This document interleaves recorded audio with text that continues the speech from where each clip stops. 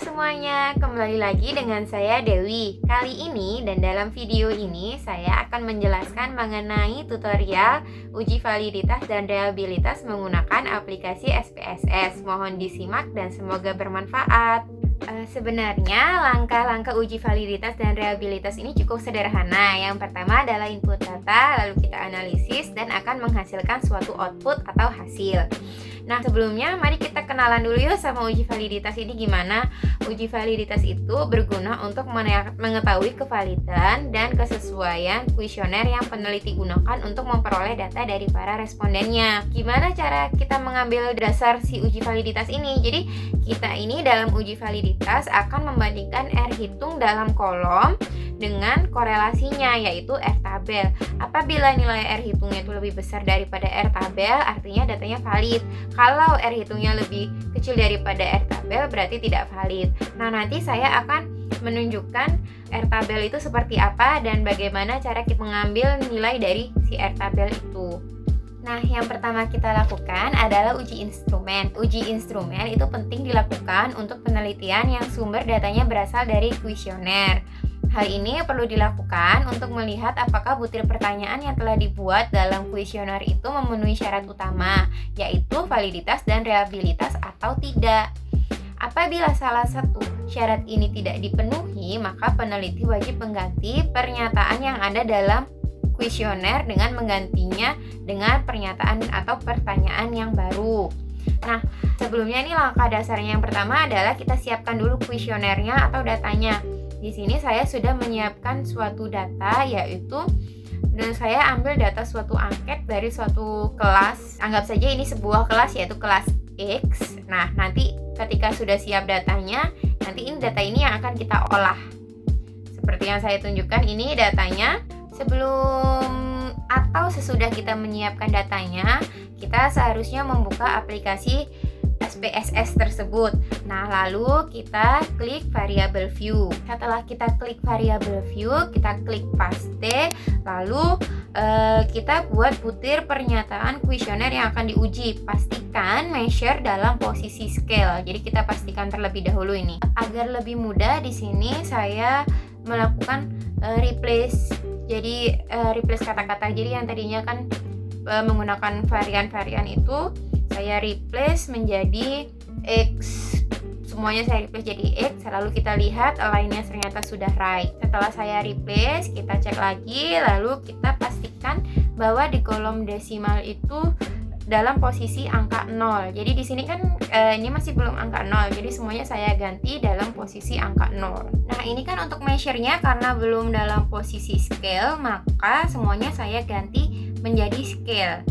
Klik satu-satu biar semuanya jadi scale, karena memang harus posisinya memang harus itu ya, yang udah saya sebutin sebelumnya adalah scale. Nah, selanjutnya ini kita klik analyze, lalu kita pilih dan klik scale, lalu kita klik reliability analysis. Nanti akan muncul kolom yang seperti sedang tampil sekarang. Nah, kalau misalnya kotak dialog reliability analysis ini udah muncul, maka blok butir pernyataan untuk setiap variabel. Contohnya adalah yang tadi sudah saya ganti jadi X1, X2, itu tadi. Kemudian kita masukkan ke kotak item semuanya. Jadi kita klik sampai bawah. Nah, itu yang total nggak usah dimasukin. Terus kita pindahin ke kolom yang items. Lalu habis itu kita pilih modelnya dalam kondisi alpha. Lalu kita klik statistik. Kalau udah kita klik itu nanti bakalan muncul kotak dialog reliability analysis statistik. Judulnya seperti itu. Nah, pada kolom descriptive for ini kita centang scale if items deleted. Nah, pada kolom inter item centang yang correlation. Lalu kemudian kita klik continue dan kita klik OK. Nah, kalau udah kita klik OK kan nanti bakalan balik ke yang tadi nih. Kalau udah balik yang tadi, nanti akan muncul seperti ini. Kan udah muncul nih, nanti hasilnya akan menunjukkan seperti ini data-datanya. kita bisa melihat corrected item total correlation-nya berapa. Nah, nilai tersebut adalah nilai validitas butir pernyataannya nih. Jadi butir pernyataan dianggap valid kan, sebelumnya udah saya jelasin tadi, apabila R hitungnya lebih besar daripada R tabelnya, tapi dianggap tidak valid apabila R hitungnya ternyata lebih kecil daripada R tabelnya. Nah, kita lihat di sini. Sedangkan untuk cara melihat atau mencari R tabel itu caranya dengan melihat nilai R tabel dengan N15 tadi, karena saya kan menggunakan jumlah korespondensinya kan 15 pada signifikansi 5% pada nilai R tabel statistik. Maka yang kita cari ini yang diperoleh nilai R tabelnya itu sebesar 0,514. Ini sekarang saya tunjukkan seperti apa R tabel. Kita lihat nih, tadi saya kan ngambil N-nya, jumlahnya adalah 15, lalu signifikansinya kan ambilnya 5%. Nah, di sini udah jelas, udah saya kasih kolom yang warna kuning bahwa nilai R tabelnya adalah 0,514. Nah, sekarang kita balik lagi ke yang aplikasi SPSS.